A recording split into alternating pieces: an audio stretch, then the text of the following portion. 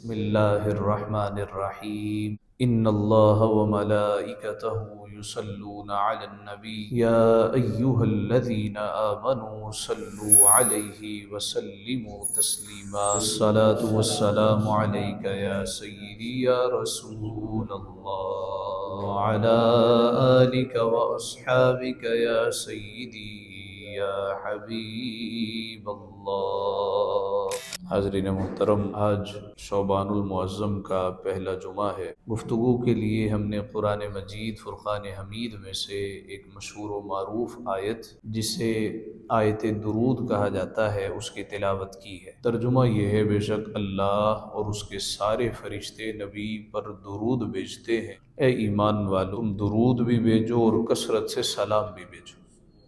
یہ آیت شعبان المعظم کے بابرکت مہینے میں نازل ہوئی، اسی وجہ سے اہل ایمان کا کہنا ہے شعبان میں کثرت سے تلاوت، ذکر اذکار، روزہ رکھنے کے بعد حضور کی ذات پہ درود و سلام کا نذرانہ پیش کیا جائے کہ جس مہینے یہ آیت درود نازل ہوئی اس مہینے مصطفیٰ کی بارگاہ میں امتی جتنی کثرت سے درود بھیجے گا اتنی کثرت سے مصطفیٰ اس کی طرف نظر رحمت فرمائیں گے۔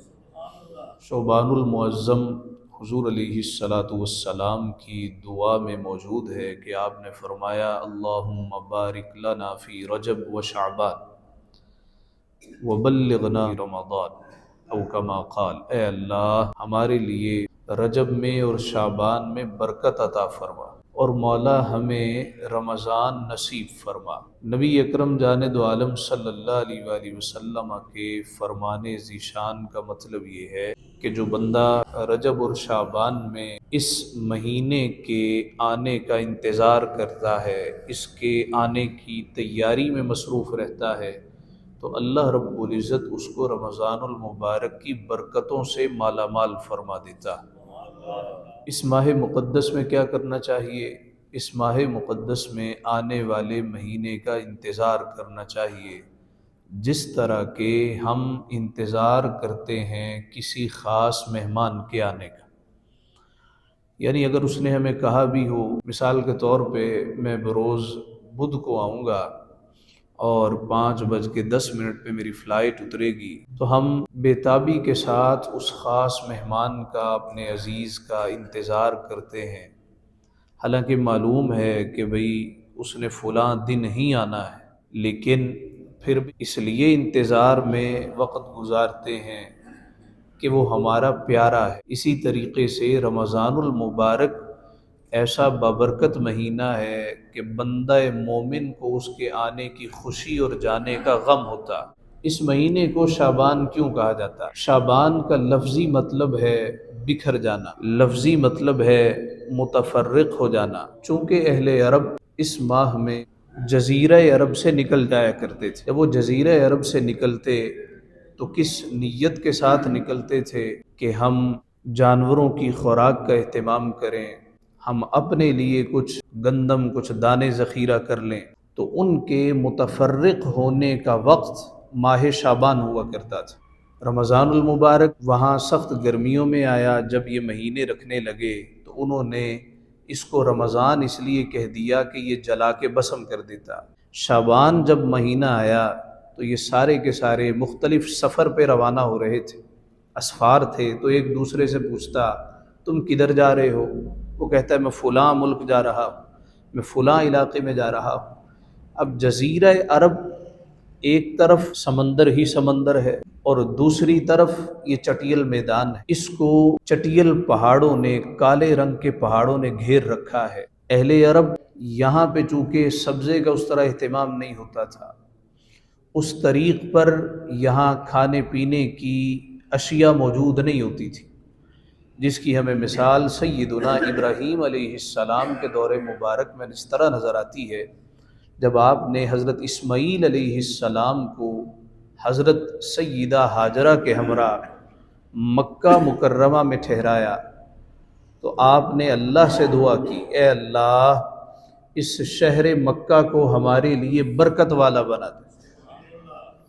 اب جب انہوں نے حضرت ہاجرہ کو وہاں پہ چھوڑا اور اپنے لخت جگر حضرت اسماعیل علیہ السلام کو چھوڑا تو اس کے پیچھے ایک محرک یہ تھا کہ جناب اسماعیل علیہ السلام کو ہم وقت حضرت ابراہیم علیہ السلام گود میں اٹھائے ہوئے پیار کرتے، تو فرشتہ اللہ سے ایک عرض کرتا ہے، مولا کہنے کو تیرا خلیل ہے مگر محبت اپنے بیٹے سے زیادہ ہے۔ ارشاد ہوا جاؤ جا کے امتحان لے۔ وہ فرشتہ انسانی شکل میں زمین پر اترا اور اس نے حضرت ابراہیم علیہ السلام اس حالت میں کہ اپنے بیٹے کو گود میں اٹھائے ہوئے تھے، وہ بیٹا جو منتوں مرادوں کے بعد ملا، جو اخیر عمر میں ملا ہے، پیار کر رہے تھے، تو فرشتے نے باہر آ کر اللہ کا نام لیا، اور روایات میں اس نے کہا سبحان ذی الملک والملکوت، سبحان ذی العزت والعظمت والہیبت والقدرت والکبریاء والجبروت۔ محبوب کا جب اتنا پیارا نام سنا تو جناب ابراہیم تڑپ نہ گئے،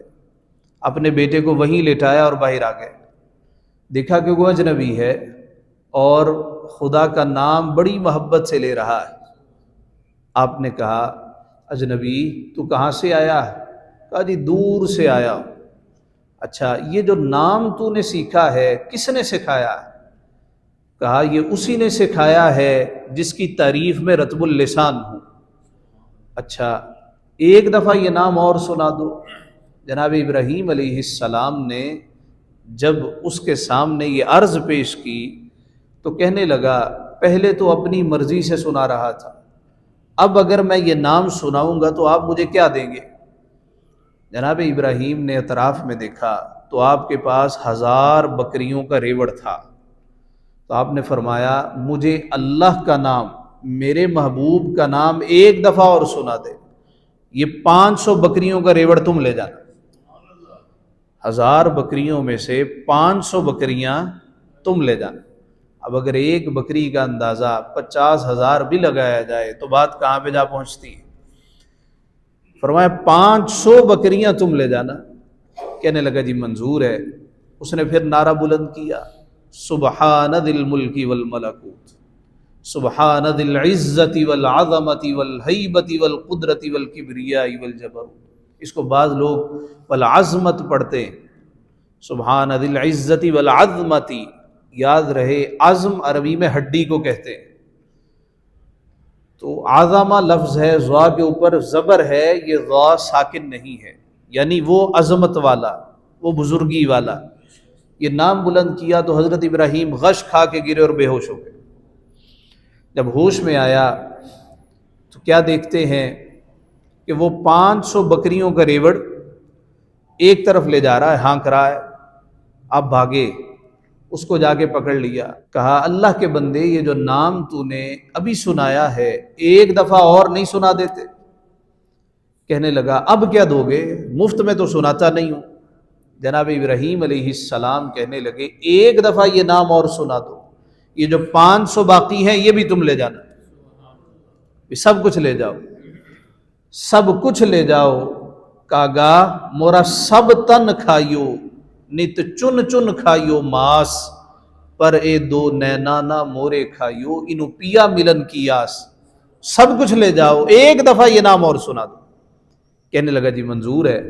اس نے پھر بڑا بنا سنوار کے اللہ کا نام سنایا، چونکہ فرشتہ تھا تو آواز میں ویسے ہی سوز و گداز ہے، معصوم ہے۔ جب اللہ کا نام ایک دفعہ اور سنایا سبحان ذی الملک والملکوت، سبحان ذی العزت والعظمت والہیبت والقدرت والکبریاء والجبروت، جناب ابراہیم پھر غش کھا کے گرتے ہیں، بے ہوش ہو جاتے ہیں۔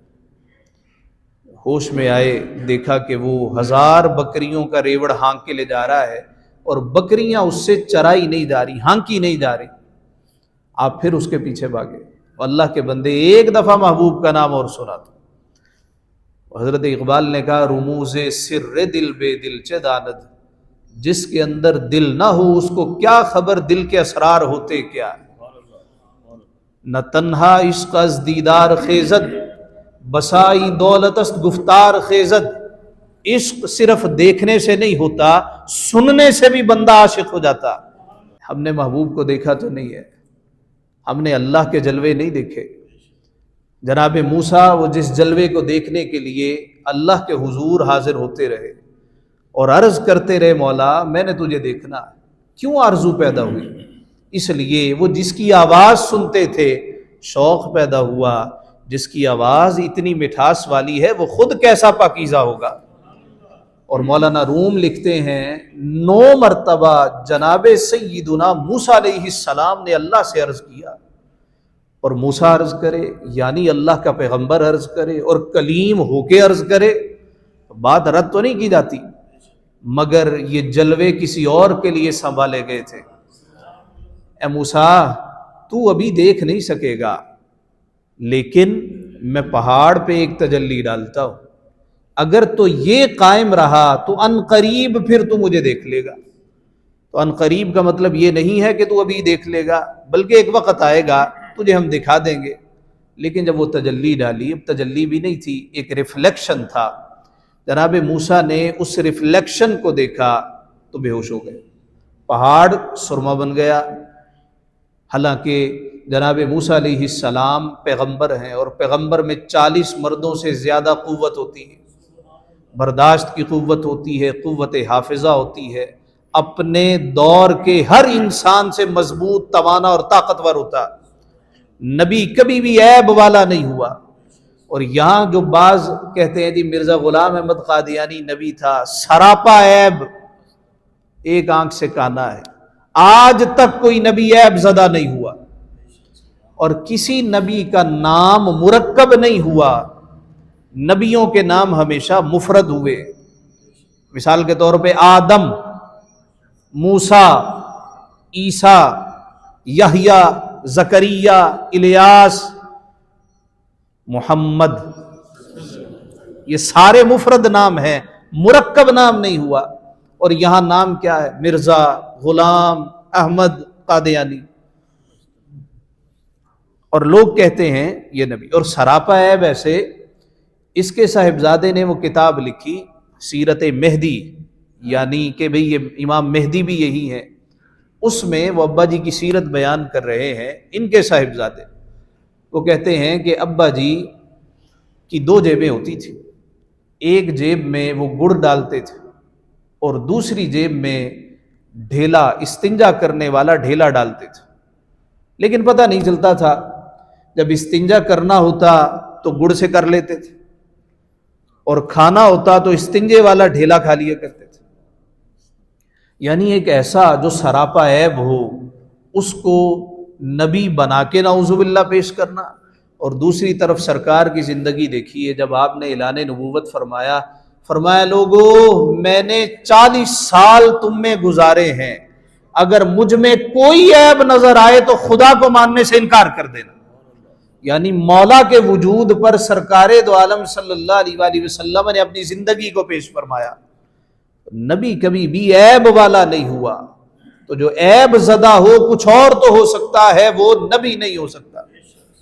اور پھر ایک عجیب نبی کہ برٹش میوزیم میں ان کی کچھ خط و کتابت موجود ہے جو ملکہ برطانیہ کو کیا کرتے تھے، اس میں انگریزی زبان میں ان پر وحی آئی، انگریزی زبان میں، اور کہتے ہیں جی مجھ پہ ایک فرشتہ آیا۔ سب نے کہا کہ بھی ہر نبی پہ فرشتہ آیا، تو آپ پر کون سا فرشتہ آتا تھا؟ تو کہتے ہیں جی مجھ پہ ایک فرشتہ آتا تھا، اس کا نام تھا ٹیچی ٹیچی۔ یعنی آپ ذہنی لیول دیکھیے کہ نام رکھا ہے تو وہ بھی کس طرح جس طرح تمسخر پایا جاتا، استہزائیہ انداز ہوتا۔ تو فرمایا وہ آیا اور اس نے انگریزی زبان میں وحی کی کہ اے غلام احمد ہمیشہ ملکہ برطانیہ کا وفادار رہنا۔ تو بس وہ وفاداری آج تک نبھائے جا رہے ہیں، جس کی وجہ سے پوری دنیا میں اور اطراف و اکناف میں پھیلتے چلے جا رہے ہیں۔ نبی کبھی بھی دوستو عیب والا نہیں ہوا، یہ بات ہمیشہ یاد رہے۔ تو نبی میں جو عیب تلاش کرے، جو نقص تلاش کرے، یاد رہے وہ امتی نہیں ہو سکتا۔ امتی ہمیشہ نبی کی شان تلاش کرے گا۔ 2 لوگوں میں مکالمہ شروع ہوا، ایک کہتا تھا حضور کو یہ بھی خبر نہیں ہے، یہ بھی پتہ نہیں ہے، یہ بھی نہیں آتا، وہ بھی نہیں آتا، اور دوسرا کہتا ہے میرے سرکار کو اللہ نے یہ شان بھی عطا فرمائی، حضور نے یہ بھی بتایا ہے، میرے مصطفیٰ کو یہ بھی علم دیا گیا۔ اب ساری رات وہ بیٹھے رہے، مکالمہ کرتے رہے۔ اگلا دن ہوا، لوگ بھی تھک گئے۔ ایک صاحب جو مکالمے میں تھے وہ کہنے لگے ابھی فیصلہ آپ کے ہاتھ میں ہے، میں نے ساری رات اپنے محبوب کی، اپنے نبی کی شان تلاش کر کے بیان کی، اور انہوں نے بھی ساری رات گفتگو کی ہے، انہوں نے بھی خطاب کیا ہے، مگر ان کے خطاب میں یہی چیز واضح تھی، میرے مصطفیٰ میں یہ بھی نقص ہے، یہ بھی عیب ہے، اے بھی نہیں سی پتا، او بھی نہیں سی پتا، اے بھی نہیں سی جان دے۔ لا املک لنفسی نفعا ولا ضرا، وہ تو کہتے تھے میں تو اپنے نفع نقصان کا مالک نہیں ہوں، تمہیں کیا دے سکتا ہوں۔ میں نے بھی شانیں بیان کی، مگر میں نے کیا کہا، انا اعطیناک الکوثر، میں نے بھی شانیں بیان کی اور میں نے کیا کہا، ورفعنا لک ذکرک، میں نے بھی شانیں بیان کی اور کیا کہا، والضحی واللیل اذا سجا، انہوں نے بھی شانیں بیان کی، مگر ان کی شان میں نقص کا پہلو تھا، اور میں نے شانیں بیان کی تو مصطفیٰ کی عظمت کا جھنڈا بلند کر دیا۔ اب آپ بتائیے کہ مصطفیٰ کا وفادار کون ہوا؟ تو لوگوں نے بیک زبان بولا، ظاہر ہے جو مصطفیٰ کی شان بیان کرتا رہا، جو مصطفیٰ کے عیب کو تلاش کرتا رہا، یہ تو کافر کے سامنے جائے اور کافر سے کہے جی ساڈا نبی تے بھی نہیں سی کر سکتا، انہوں تے بھی نہیں سی آندا، وہ کہے گا پھر نائن دینا، چھوڑو اس کو، ہمارے نبی کی طرف آؤ جو مردہ زندہ کر دیا کرتے تھے، ہمارے نبی کی طرف آؤ جو اللہ سے جا کے باتیں کیا کرتے تھے، تمہارا نبی تو کر ہی کچھ نہیں سکتا تھا۔ تو بتائیے وفادار کون ہوا؟ وفادار تو وہ ہوا جو مصطفیٰ کی شانیں بیان کرے، اس لیے کہ امتی کا فرض ہے، امتی جو ٹھہرا، غلام اگر اپنے آقا کی بدخویاں شروع کر دے، اس کے نقص بیان کرنا شروع کر دے، تو لوگ کہیں گے ہڈ حرام ہے، جس کا کھاتا ہے اسی کے خلاف بھونکتا ہے۔ مگر وہ غلام جو کہے خبردار میرے آقا کی شان میں ایک لفظ بھی تم نے نکالا، ان کے خلاف ایک بات بھی کہی تو تمہارا منہ توڑ دوں گا، لوگ کہیں گے کہ بھئی یہ نمک حرام نہیں ہے، نمک حلال ہے، اس لیے کہ جس کا کھاتا ہے اس کے گن بھی یہی گاتا۔ اللہ رب العزت نے یہ عزتیں دوستو سرکار کے صدقے ہی عطا فرمائی۔ تو جناب سیدنا ابراہیم علیہ السلام اللہ کا نام سنا تو عاشق ہو گئے، اس لیے کہ دل والے تھے، اور دل والے جانتے ہیں کہ دل کے اسرار اور رموز ہوتے کیا ہیں۔ جناب سیدنا ابراہیم علیہ السلام نے کہا یار ایک دفعہ یہ نام اور سنا دو۔ کہنے لگا جی اب تو 1000 بکریاں تھی ساری دے گئے ہو، میں مفت میں سناتا نہیں ہوں، اب اگر سناؤں گا تو کیا دو گے؟